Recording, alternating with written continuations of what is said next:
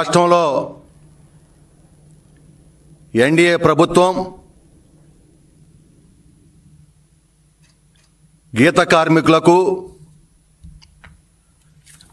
GO number 13 తీసుకొచ్చి ఈ GO number 13 ద్వారా ఈ రాష్ట్రంలో 3396 వైన్ షాపులుంటే అందులో 10% గీత కులాలకి ఇవ్వాలని గౌడ శెట్టిబలిజ ఈడిగా సీసైన యాత ఉపకులాలు ఏవైతే ఉన్నాయో వారిని 10% షాపులంటే 335 దుకాణాలు ఇచ్చి మద్యం దుకాణాలు దాని ద్వారా వారికి ఆర్థికంగా వాళ్ళని నిలబెట్టాలని. ఎందుకంటే రాను రాను గీత వృత్తి పూర్తిగా కూడా చిన్నాభిన్నం అయిపోయింది. గీత కులాలు చేసేటువంటి ఎవరైతే వృత్తి చేసేవాళ్ళు ఉన్నారో వాళ్ళు ఇబ్బందులు పాలైపోయారు. ఈ పరిస్థితిలో ఎన్డీఏ కూటమి ఏదైతే మాట ఇచ్చిందో ఎన్నికల ముందు ఆ మాట ప్రకారం 10% 330 షాపులు ఫీజులో కూడా 50% రాయితీ ఇవ్వటం జరిగింది. దీనికి అందరూ కూడా సంతోషపడ్డారు. బీసీ కులాలందరూ కూడా ఆనందపడ్డారు. అరే గీత కులాలకి షాపులు ఇచ్చారు, వాళ్ళ వృత్తి కూడా అదే అని చాలా సంతోషం పడ్డారు. కానీ ఈ రాష్ట్రంలో ఒక దుర్మార్గుడు ఉన్నాడు. నువ్వు ప్రతిపక్షానికి కూడా పనికిరావు అని చెప్పినప్పటికి కూడా ఇంకా రాజకీయం చేయాలనుకుంటా ఉన్నాడు. ఇది జగన్మోహన్ రెడ్డి గిట్టల. తెలుగుదేశం పార్టీ ఎన్డీఏ కూటమి మాట ప్రకారం గీత కార్మికులకి 10% వాటా ఇస్తే 330 షాపులు వస్తాయా అంటే వాళ్ళు ఆర్థికంగా ముందుకెళ్తారా? ఆర్థికంగా బలోపేతం అవుతారా? ఇది నచ్చల ఆయనకి. తాడేపల్లిలో ఉన్నటువంటి కొంపలో ఉన్నటువంటి పెద్దలు జగన్మోహన్ రెడ్డి అందరూ కుట్ర చేశారు. దాదాపుగా 30 రిట్ పిటిషన్లు వేశారు హైకోర్టులో.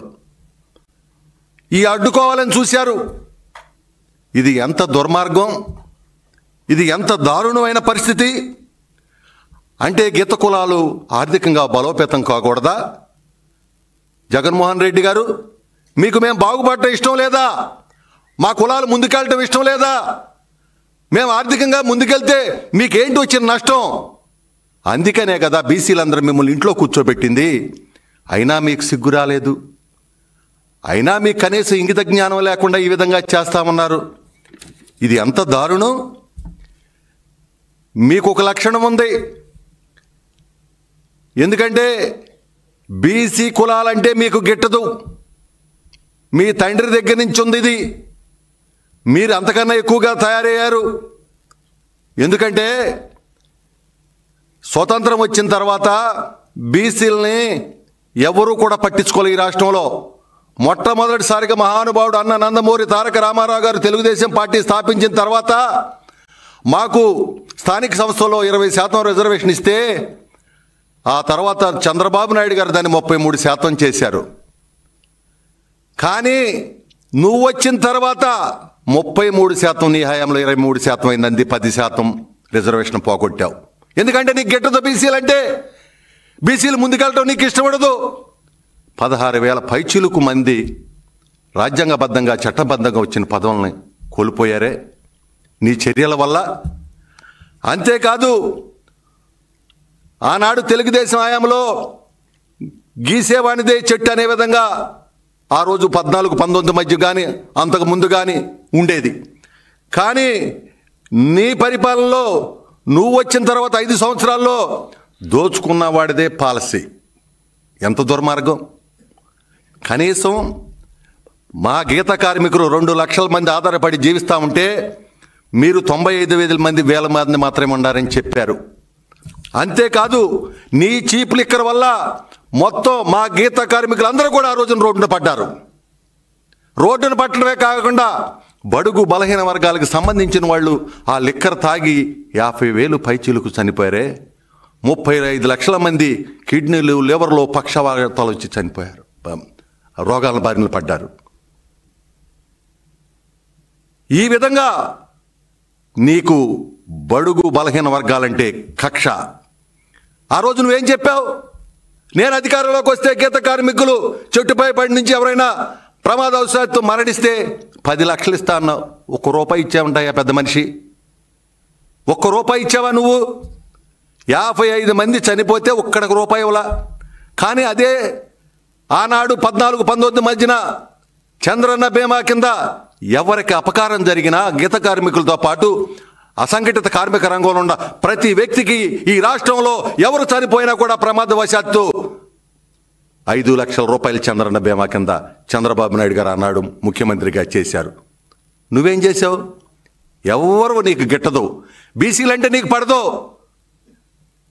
అంతేకాదు, నువ్వు ఆనాడు ఉమ్మడి రాష్ట్రంలో మీ తండ్రి 55 కిలోమీటర్ల పరిధిలో, పట్టణ పరిధిలో షాపులు ఉంటాకలేదు, కళ్ళు దుకాణాలు ఉండకలేదంటే ఆ రోజున ఎంతోమంది రోడ్డును పడ్డారు పట్టణ ప్రాంతాల్లో ఈ గీత వృత్తి చేసుకునేవాళ్ళు.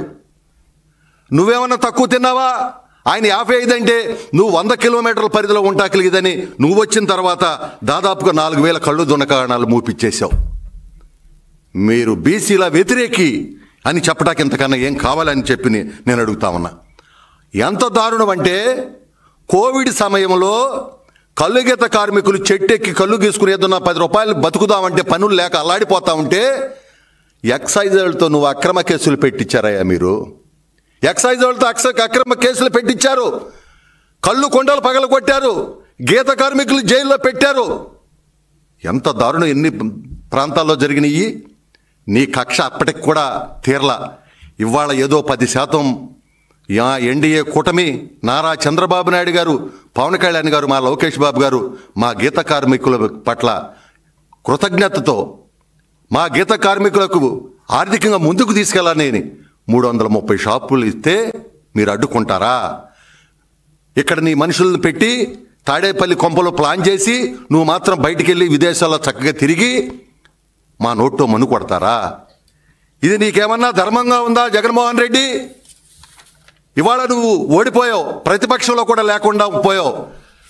బుద్ధి ఉండాలి కదా, కనీసం ఇక్కడైనా మంచి చేయాలని జ్ఞానం ఉండాలి కదా.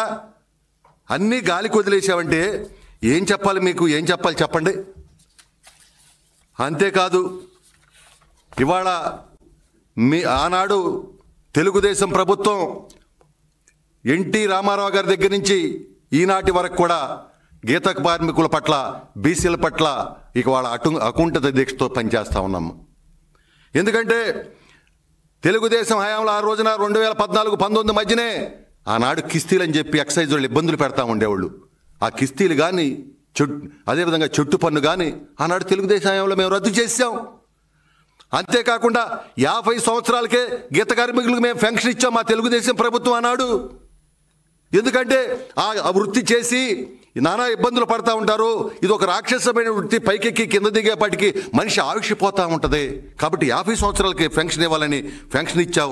అంతేకాకుండా ఆ రోజున ఆదరణ పనిముట్లు, సైకిల్ కానీ, అదేవిధంగా కళ్ళుగీత పనిముట్లు కానీ, 10,000 నగదు కానీ ఆదరణ కింద ఆ రోజు మేము చేశాం. అంతేకాకుండా గీత కార్పొరేషన్ నుంచి ఆ రోజున 105 కోట్ల రూపాయలు గీత కార్మికుల సంక్షేమానికి తెలుగుదేశం హయాంలో మేము ఖర్చు పెట్టాం. అంతేకాదు, ఇవాళ ఒక్క విషయం గుర్తుపెట్టుకోవాలి. మహానుభావుడు అన్న నందమూరి తారక రామారావు గారు ఆయన ముఖ్యమంత్రిగా ఉండంగానే రంపచోడవరం దగ్గర పందిరిమావిడనే గ్రామంలో 60 ఎకరాల్లో తాటి పరిశోధనా కేంద్రాన్ని పెట్టి గీత కార్మికులు భవిష్యత్తులో ఈ కళ్ళు గీతతో పాటు నేరా రావాలి, తాటి ఉత్పత్తులు రావాలి, తాటి ద్వారా అనేక ఉత్పత్తులు వచ్చి, ఎందుకంటే ఇవాళ తాటి బెల్లం కావచ్చు, నేరా కావచ్చు, క్యాన్సర్ మీద డైరెక్ట్గా పనిచేస్తుందని చెప్పి శాస్త్రవేత్తలు చెప్తా ఉన్నారు. అలాంటి రావాలని చెప్పి ఆనాడే స్థాపించాడు ఆయన మహానుభావుడు 60 ఎకరాల్లో.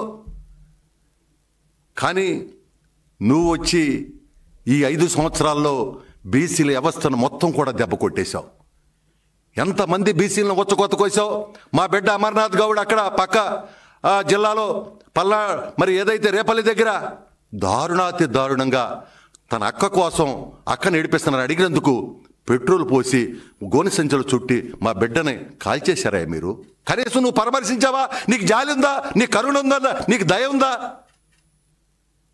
ఏదో డబ్బులు ఇచ్చామని చేతులు దులుపుకున్నావు. కానీ ఆ రోజున అక్కడ అనగానే సత్యప్రసాద్ గారు మా శాసనసభ్యుడు, ఆ రోజున ఆనాటి ప్రతిపక్ష నాయకుడు చంద్రబాబు నాయుడు గారు, మా లోకేష్ బాబు గారు ఆ కుటుంబాన్ని దత్తత తీసుకొని ఆ కుటుంబాన్ని పోషిస్తూ ఆదుకుంటూ ఆ కుటుంబాన్ని ముందుకు తీసుకెళ్లేవారు. తోటచంద్రని ఎంత ఘోరంగా కోత కోసావు.